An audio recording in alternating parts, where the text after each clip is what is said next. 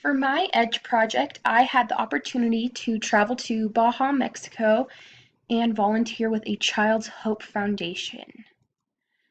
So, to start off the trip, we headed to San Diego, which is about an 8-hour drive from Cedar City.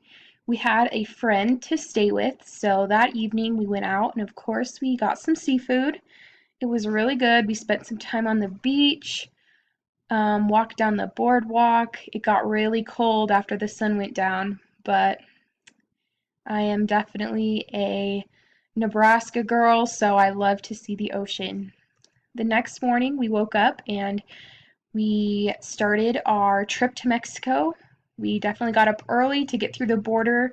Getting into Mexico was actually way easy. We didn't even really come to a full stop. Getting back into the US was a different story, but I was definitely surprised as soon as we crossed the border from San Diego into Mexico. The difference was just apparent.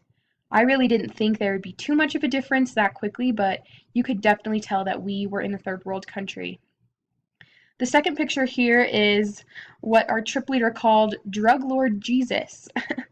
um, Apparently, there was a really rich drug lord. You can tell by the mansions that are surrounding the Jesus statue, but he was very rich and he had spent his whole life selling drugs and doing some bad things. And at the end of his life, he was feeling pretty guilty. So what he did was he built this giant statue, and now I guess they have parties in that big dome underneath. So everyone calls it Drug Lord Jesus. Our GPS actually was wrong, so we took a few wrong turns trying to make it to the orphanage, but we accidentally got down the scenic route, so we got to look at the beautiful coastline the whole drive, which was pretty awesome.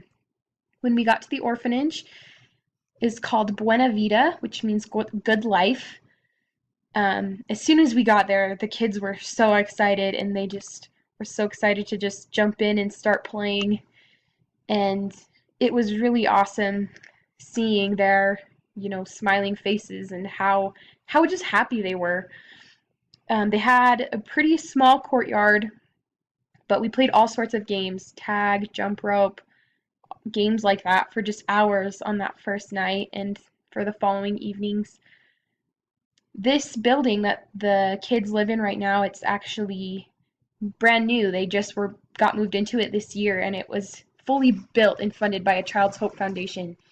It's really cool because the building they were in before was just this tiny little dorm above some local stores. So they have this whole big space now, and it's really cool what a Child's Hope Foundation is doing. The dorms we stayed in were right next door, and they were very small and cramped, but we did have running water, and they definitely got the job done, so we were very thankful for that. So our days at Buena Vida, in the mornings, we spent them doing different construction and service projects around the orphanage. I was on the paint crew, so we got covered in paint every single day, but it was really fun, and we got to actually paint this whole building white, and then we went over it with this really pretty like teal blue color because they love their bright colors in Mexico. So that was cool to see. I actually didn't get a picture of the finished product, which I regret, but anyway, a nearby orphanage that we also went to volunteer at while the Buena Vida kids were in school had infants, and so we got to spend a lot of time with the babies, taking care of them. Definitely did not seem like work. Getting to know the other volunteers was also awesome. We made a lot of friends. So, this little boy, his name was Daniel. He took a special liking to me, which I was so happy about. He was so cute. He drew this little picture of me in the sand. I don't know how to feel about the picture, but he was really sweet. We played Uno one night for like 3 hours. One of the mornings, we had the opportunity to get up and head to a grocery store in town, and we put together a care package for a single mother that lived in La Misión. So we bought things like paper towels, rice, dish soap, just a lot of necessities, and then, a few fun things like cookies and toys. And we actually got to deliver it to her, and that was a way cool experience. I'll never forget how incredibly thankful she was and just loving. And she lived in this little, pretty much a little one-room shack. and I'll never forget how touching that was. She was so incredibly thankful. So that was really cool.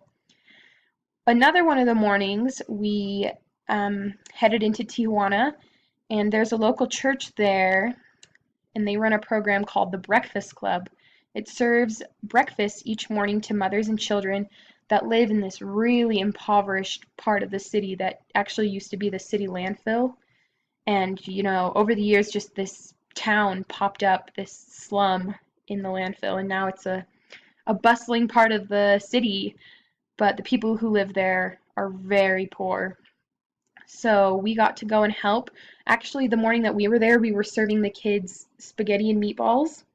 It's just kind of whatever they have on hand is what they get that morning, but they're so thankful. On the wall in the building, it said, Gracias Dios por la vida que hasta hoy me da, which translates to, thank God for the life that you give me today. I could not believe how loving and kind and just grateful these people were, and they had so little. So it was really good to be able to go and help them that day. After we served breakfast, we got to spend a little bit of time with the kids, just playing and just spending time with them. I couldn't exactly communicate well because I don't know a lot of Spanish and they don't know any English, but it was incredible how we were still really able to communicate and have fun.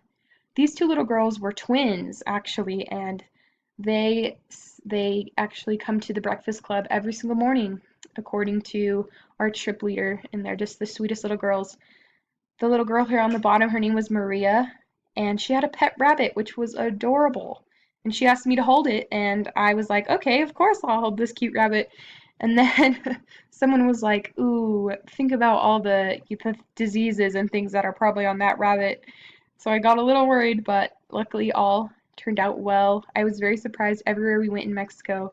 They had pets and animals and just kittens and dogs and rabbits everywhere we went. So that was kind of fun. For the first few days, the kids were still in school, but for our last few days, they got out for Christmas break. And so we were able to spend the majority of those days teaching English and playing and doing different activities with the kids. They loved taking selfies on our phones. The girls loved painting nails and doing hair. The boys loved playing tag and basketball. This game right here in the middle is like a game that's a mix between Foursquare and volleyball almost. And it had all of us entertained for hours. I think like 6 hours one day. We just played this and I never got bored. I need to bring it back to the US because we had so much fun. On our very last night, we kind of had a party. We had a piñata and a big dinner. It was so delicious. But the kids had the piñata cracked open after about 3 hits. And I did learn that I do not like Mexican candy. It is not my favorite, but the kids loved it, so that's all that really mattered. On our very last day, a crazy thick fog rolled in.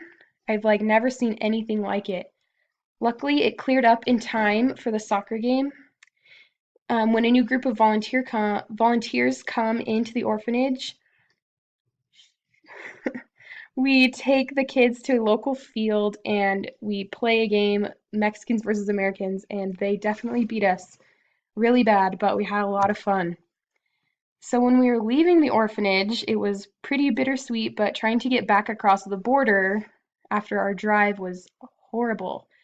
We were in line for a lot of hours, I think like 5 hours. It didn't help that it was the holidays, but there were people performing tricks, selling food, washing windshields.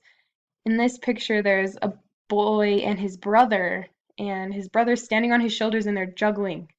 Just people doing all kinds of crazy stuff, trying to get money. And we did give those little boys a few pesos, but. And then this other picture is some churros that I bought from one of the vendors. Really yummy.